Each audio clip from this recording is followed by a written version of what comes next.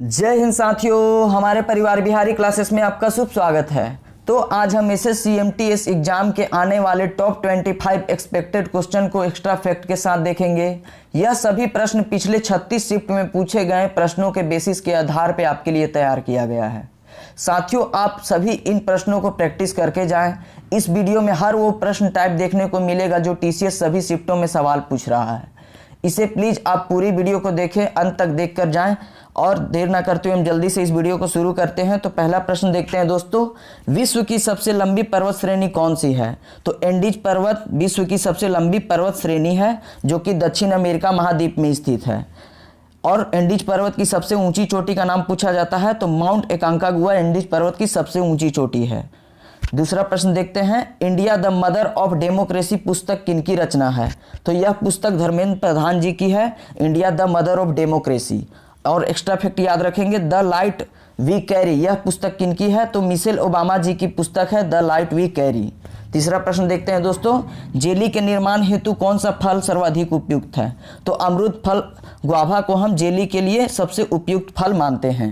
और चूहा विष, जिसे चूहा मारने के लिए कौन से विष का प्रयोग किया जाता है? तो जिंक फॉस्फाइड का प्रयोग चूहा मारने के लिए किया जाता है दोस्तों। अगला प्रश्न देखते हैं, वित्त आयोग का गठन किस अनुच्छेद के अंतर्गत किया गया है? तो अनुच्छेद 280 के अंतर्गत वित्त आयोग का गठन किया गया है। वित्त आयोग का कार्यकाल 5 वर्षों का होता है, इसे भी ध्यान रखेंगे, एग्जाम में पूछा जाता है यह प्रश्न। साथियों, हमारा यह चैनल काफ़ी छोटा है, परंतु आपके लिए हमारे द्वारा किया गया यह प्रयास और कंटेंट आपको पसंद आता है तो प्लीज़ हमारे चैनल को सब्सक्राइब कर लें। और साथियों, हमारे चैनल पर पिछले सभी वीडियो टॉपिक कवर करवा दिए गए हैं, आप प्लेलिस्ट से सभी वीडियो देखकर जाएं। एग्जाम में 4 से 5 नंबर आपके जरूर बढ़ जाएंगे। अगला प्रश्न 5वां देखते हैं दोस्तों, भारत में किस राज्य को चीनी का कटोरा कहा जाता है? तो उत्तर प्रदेश राज्य को हम भारत का चीनी कटोरा कहते हैं। और उत्तर प्रदेश राज्य में सर्वाधिक गन्ना की खेती और गेहूं की खेती की जाती है। अगला प्रश्न देखते हैं, ऑस्कर अवार्ड 2023 बेस्ट एक्टर का अवार्ड किसने जीता? यह करंट अफेयर का एक सवाल है जो कि आने की प्रबल संभावना है। तो ऑस्कर अवार्ड 2023 का बेस्ट एक्टर अवार्ड जीता है ब्रेंडन फ्रेजर ने। ब्रेंडन फ्रेजर हमारा राइट आंसर हो जाएगा। और भारत का एक सॉन्ग जीता है बेस्ट ओरिजिनल मूल सॉन्ग का अवार्ड नाटू नाटू सॉन्ग जीता है जो RRR मूवी से संबंधित है, यह भी याद रखिएगा। 7वां प्रश्न देखते हैं, आइंस्टीन को नोबेल प्राइज किस खोज के लिए दिया जाता था? तो आइंस्टीन ने काफ़ी सारे खोज किए थे, लेकिन उन्हें प्रकाश विद्युत प्रभाव के लिए नोबेल प्राइज 1921 ईस्वी में दिया गया था। तो याद रखिएगा, प्रकाश विद्युत प्रभाव 1921 ईस्वी में आइंस्टीन को नोबेल प्राइज दिया गया। शारदा एक्ट किस गवर्नर जनरल के समय पारित किया गया था? तो लॉर्ड इरविन भारतीय गवर्नर जनरल थे उस समय। शारदा एक्ट 1929 ईस्वी में पारित किया गया था। और शादी का उम्र उसमें निर्धारित किया गया, लड़कों के लिए बालक के लिए 18 वर्ष और बालिका के लिए 14 वर्ष। इसे ध्यान रखेंगे दोस्तों, यह एग्जाम में पूछा जा सकता है। अगला प्रश्न 9 देखते हैं, ई कृष्ण अय्यर का संबंध किस शास्त्रीय नृत्य से है? तो ई कृष्ण अय्यर का संबंध भरतनाट्यम शास्त्रीय नृत्य से है जो कि भरतनाट्यम तमिलनाडु राज्य का शास्त्रीय नृत्य है। और जल्लीकट्टू त्यौहार तमिलनाडु राज्य से संबंधित है, यह भी प्रश्न पूछा जा चुका है। अगला प्रश्न देखते हैं दोस्तों, भारतीय भूवैज्ञानिक सर्वेक्षण के नए महानिदेशक कौन बने हैं? तो हाल ही में भारतीय भूवैज्ञानिक के नए महानिदेशक चुने गए हैं doctor S Raju. Doctor S Raju हमारा राइट आंसर हो जाएगा। और कांग्रेस के अध्यक्ष हाल ही में बदल दिए गए हैं जिनका नाम है मल्लिकार्जुन खड़गे। मल्लिकार्जुन खड़गे कांग्रेस के नए अध्यक्ष बने हैं। अगला प्रश्न देखते हैं, गुरु नानक ट्रॉफी किस खेल से संबंधित है? तो महिला हॉकी खेल से संबंधित है गुरु नानक ट्रॉफी। तो सिख धर्म के संस्थापक भी गुरु नानक देव जी को कहा जाता है। अगला प्रश्न देखते हैं दोस्तों, 12 भारत ने सर्वप्रथम किस वर्ष राष्ट्रमंडल खेल में भाग लिया था? तो 1934 ईस्वी लंदन में भारत ने राष्ट्रमंडल खेल में भाग लिया था। और 1930 ईस्वी से राष्ट्रमंडल खेल का आयोजन किया जा रहा है। इसकी शुरुआत 1930 से हैमिल्टन कनाडा से शुरू की गई थी, इसे भी ध्यान रखेंगे दोस्तों।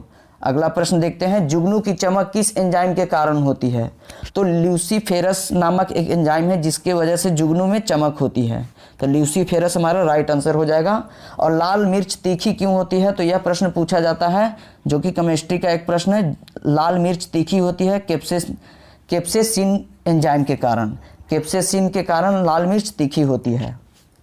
अगला प्रश्न देखते हैं दोस्तों, डिसलेक्सिया नामक बीमारी मानव शरीर के किस अंग से संबंधित है? तो डिसलेक्सिया नामक बीमारी मस्तिष्क को प्रभावित करती है, मानव मस्तिष्क को डिसलेक्सिया प्रभावित करती है। और मस्तिष्क के जांच के लिए ईईजी किया जाता है, यह भी ध्यान रखिएगा। ईईजी मस्तिष्क के लिए और ईसीजी हृदय के लिए।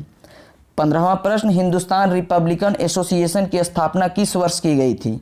तो 1924 में हिंदुस्तान रिपब्लिकन एसोसिएशन की स्थापना की गई थी, जो कि कानपुर एक उत्तर प्रदेश में जगह है, वहाँ पे इसकी स्थापना की गई थी। अगला प्रश्न देखते हैं दोस्तों, ब्लू माउंटेन पर्वत शिखर किस राज्य में स्थित है? तो मिजोरम राज्य में ब्लू माउंटेन पर्वत शिखर स्थित है। याद रखिएगा, एक कलर के नाम से है माउंटेन, ब्लू माउंटेन, मिजोरम राज्य में। अगला प्रश्न देखते हैं, राष्ट्रगुप्तार नामक समाचार पत्र की स्थापना किसने की थी?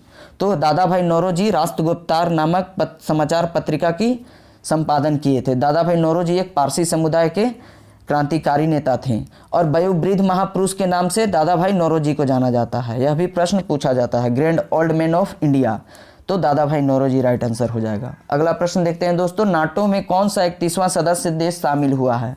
तो हाल ही में फिनलैंड देश है जो कि नाटो में सदस्य बन गया है। नाटो की स्थापना अगर पूछ दिया जाएगा तो 1949 ईस्वी में नाटो की स्थापना हुई थी और इसकी मुख्यालय ब्रुसेल्स जो कि बेल्जियम देश में स्थित है, ब्रुसेल्स मुख्यालय है। अफीम पौधे के किस भाग से प्राप्त किया जाता है? तो अफीम पौधे के किस भाग से? तो फूल से अफीम की प्राप्ति किया जाता है। पौधे में फूल होता है, उसी से अफीम बनता है। और अगर कॉफ़ी पूछ दिया जाएगा तो कॉफ़ी की प्राप्ति बीज से किया जाता है। अगला प्रश्न देखते हैं दोस्तों, किस विटामिन में कोबाल्ट पाया जाता है? तो विटामिन B12 में कोबाल्ट पाया जाता है। यह भी प्रश्न पूछा जा चुका है, इसलिए आने की इसकी प्रबल संभावना है। डाउन सिंड्रोम में गुणसूत्रों की संख्या कितनी होती है? तो 21 गुणसूत्रों की संख्या डाउन सिंड्रोम में होती है। अगर यह पूछ लिया जाए कि पटाव सिंड्रोम में कितनी होती है, तो 13 गुणसूत्रों की संख्या पटाव में होती है। 13 को पटाव, यानी कि 13 गुणसूत्र पटाव सिंड्रोम में होता है। डाउन सिंड्रोम, डाउन को हम अगर ये ड लिखा हुआ है, अगर उल्टा करेंगे तो यह 21 बन जाएगा। तो 21 गुणसूत्र डाउन सिंड्रोम में होता है। 22वां प्रश्न देखते हैं, इतिहास का एक प्रश्न है, सिंधु घाटी सभ्यता नगर कोट दीजी किस नदी के किनारे स्थित है? तो सिंधु नदी के किनारे कोट दीजी शहर स्थित है। देख लेते हैं कि सिंधु घाटी सभ्यता की कौन कौन से शहर सिंधु नदी के किनारे थे। तो कोट दीजी एक हो गया, मोहनजोदड़ो और चनहुदड़ो, यह तीनों शहर सिंधु नदी के किनारे स्थित थी, कोट दीजी, मोहनजोदड़ो और चनहुदड़ो। अगला प्रश्न देखते हैं, ब्रिटेन वुड्स की जुड़वा बहन किन दो संस्था को कहा जाता है? तो ब्रिटेन वुड्स की जुड़वा बहन विश्व बैंक को और IMF, जिसको हम अंतर्राष्ट्रीय मुद्रा कोष कहते हैं, इसकी मुख्यालय न्यूयॉर्क में है। IMF और विश्व बैंक की मुख्यालय न्यूयॉर्क में है। अगला प्रश्न देखते हैं दोस्तों, संपत्ति का मूल अधिकार किस वर्ष समाप्त कर दिया गया? तो 1978 में संपत्ति का मूल अधिकार को समाप्त कर दिया गया और 44वां संविधान संशोधन के द्वारा इसे हटाया गया था। अगला देखते हैं, चालिसा पवन किस महासागर में प्रवाहित होती है? तो चालिसा नाम का एक पवन है जो कि हिंद महासागर में प्रवाहित होती है, यह याद रखिएगा दोस्तों। मेरियाना गर्त विश्व की सबसे गहरी गर्त है मेरियाना ट्रेंच, जो कि प्रशांत महासागर में है। और प्रशांत महासागर में अग्निवलय पाया जाता है, यह भी ध्यान रखिएगा क्योंकि एग्जाम में पूछा जाता है दोस्तों। यहाँ पे यह सभी प्रश्न समाप्त होते हैं। यहाँ से आने की संभावना एग्जाम में प्रबल है क्योंकि यह सभी बहुत इंपॉर्टेंट और बहुत ईमानदारी से आपके लिए प्रस्तुत किया गया है। प्लीज़ इस चैनल को सब्सक्राइब कर लें और हमारे पुराने वीडियो को देख कर जाएँ, वहाँ से आपको ज़रूर पक्का लाभ होगा दोस्तों। हमारे चैनल्स को सब्सक्राइब कर ले, जुड़े रहें। धन्यवाद।